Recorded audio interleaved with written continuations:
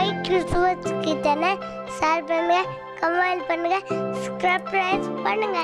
Thank you. Hi friends, welcome to my Christmas kitchen. இன்றைக்கி நம்ம my Christmas கிச்சனில் சுவையான பால்கோவா எப்படி பண்ணுறதுன்னு பார்க்கலாம். பால்கோவா பண்ணுறதுக்கு முன்னாடி நீங்கள் நம்ம சேனலை ஃபஸ்ட் டைம் பார்க்குறதா இருந்தால் மறக்காமல் சப்ஸ்கிரைப் பண்ணிக்கோங்க. பக்கத்தில் இருக்க பெல் ஐக்கானையும் கிளிக் பண்ணிக்கோங்க. இப்போ வாங்க பால்கோவா எப்படி பண்ணுறதுன்னு பார்க்கலாம்.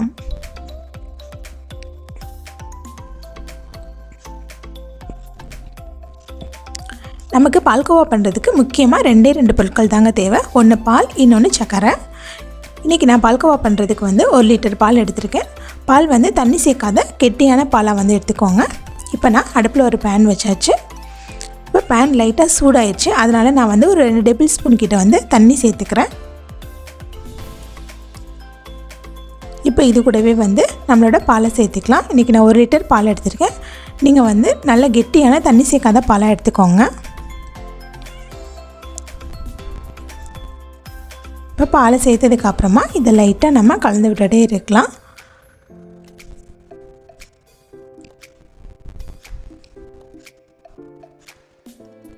இப்போ பாருங்கள், நமக்கு கரெக்டாக ஒரு 5 நிமிஷம் ஆகிருக்கு.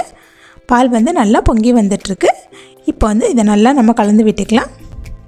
இந்த மாதிரி கலந்துகிட்டே இருக்கும்போது அதோட ஓரங்கள்லேயும் அதோட மேல் பகுதியிலையும் நமக்கு ஆடப்படியும் அதை உள்ளே எடுத்து விட்டுட்டே நம்ம இந்த மாதிரி கலந்துகிட்டே இருக்கணும். இப்போ ஒரு 10 மினிட்ஸ் ஆகிருக்கு. பாருங்கள், நல்லா நம்மளோட பால் காஞ்சிடுச்சு. இந்த மாதிரி சைடில் இருக்க ஆடையெல்லாம் நம்ம எடுத்து உள்ளே போட்டுகிட்டே இருந்தால் தான் பால்கோவா நல்லா க்ரீமியாகவும் நல்லா டேஸ்ட்டாக ரிச்னஸாக இருக்கும். இந்த மாதிரி கலந்துகிட்டே இருக்கலாம். இப்போ பாருங்கள், ஒரு நல்லா பால் அப்படியே ஆஃப் ஆகிருக்கு. நமக்கு 30 மினிட்ஸ் ஆயிடுச்சு. நம்ம ஊற்றின பால் அப்படியே நல்லா கெட்டியாக ஆரம்பிச்சிருச்சு. பாருங்கள் எவ்வளோ திக்காயிடுச்சுன்னு. இதை நம்ம விட்டுறக்கூடாது. விடாமல் கிளறிட்டே இருக்கணும். கொஞ்சம் நேரம் நம்ம கிளறாமல் இருந்தனாலும் அது அடிப்பிடிக்க ஆரம்பிச்சிடும். அப்புறம் ஃபுல் பால்கோவாவும் வேஸ்ட் ஆகிடும். கொஞ்சம் ஸ்மெல் கறிப்பிடிச்ச ஸ்மெல் மாதிரி வந்துடும். இப்போ பாருங்கள், ஓரளவு நல்லாவே கெட்டியாயிடுச்சு. இது நமக்கு ஒரு 45 மினிட்ஸ் கிட்ட ஆயிடுச்சு. பாருங்கள், நல்லா திக்காகிட்டே இருக்குன்னு பாருங்கள். காட்டுறதுல நல்லா அது திரண்டு வருது பாருங்கள். இதை நல்லா நம்ம இன்னும் ஒரு 5 மினிட்ஸ் கலந்துகிட்டே இருந்தோம்னா ரெடி ஆகிடும்.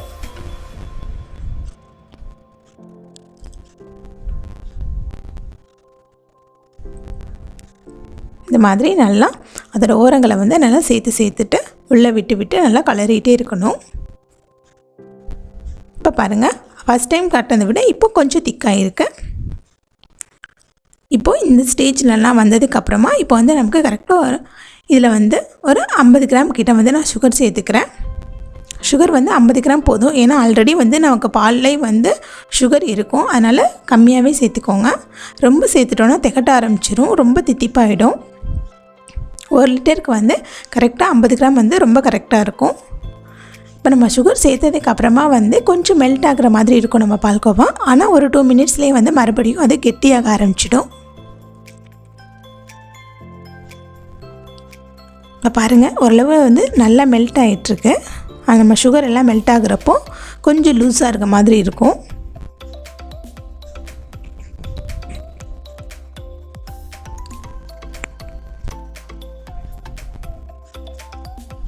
இப்போ பார்த்தீங்களா, நமக்கு ஒரு 2-3 மினிட்ஸ்லேயே இந்த மாதிரி கெட்டியாக ஆரம்பிச்சிருச்சு.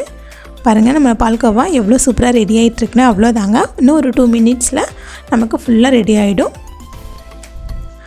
இப்போ இந்த மாதிரி நல்லா கொஞ்சம் கெட்டியானதுக்கப்புறமா இதில் ஒரு டேபிள் ஸ்பூன் கிட்ட நெய் சேர்த்துக்கோங்க. நெய் சேர்த்தோன்னா நல்லா வாசமாக இருக்கும், கொஞ்சம் ரிச்னஸாக இருக்கும். அதுக்காக தான் சேர்க்குறோம். சேர்க்கலைனாலும் பிரச்சனை இல்லை, சேர்த்தோன்னா கொஞ்சம் ரொம்ப டேஸ்ட்டாக இருக்கும். இப்போ நெய் சேர்த்ததுக்கப்புறமா இதை லைட்டாக இந்த மாதிரி நல்லா கலந்து விட்டுக்கலாம்.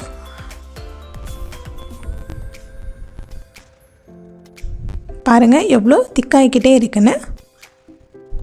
நல்லா கெட்டியாக ஆரம்பிச்சிருச்சு. அவ்வளோ சூப்பராக ரெடி ஆகிட்டுருக்கு.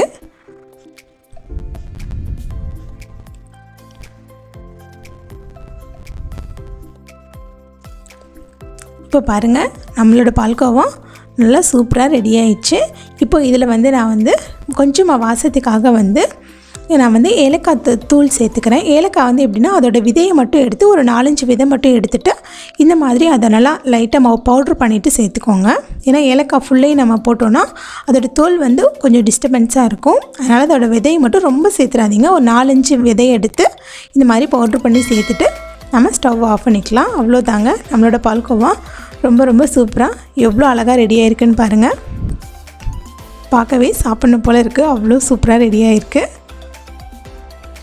மறக்காமல் நீங்களும் இந்த ரெசிபியை வீட்டில் ட்ரை பண்ணி பாருங்கள். எப்படி வந்திருக்குன்றதை எங்களோட கமெண்டில் ஷேர் பண்ணிக்கோங்க. மறக்காமல் மைக்ரோஸ் ஃபாஸ்ட் கிச்சன் சேனலை சப்ஸ்கிரைப் பண்ணிக்கோங்க. தேங்க்யூ.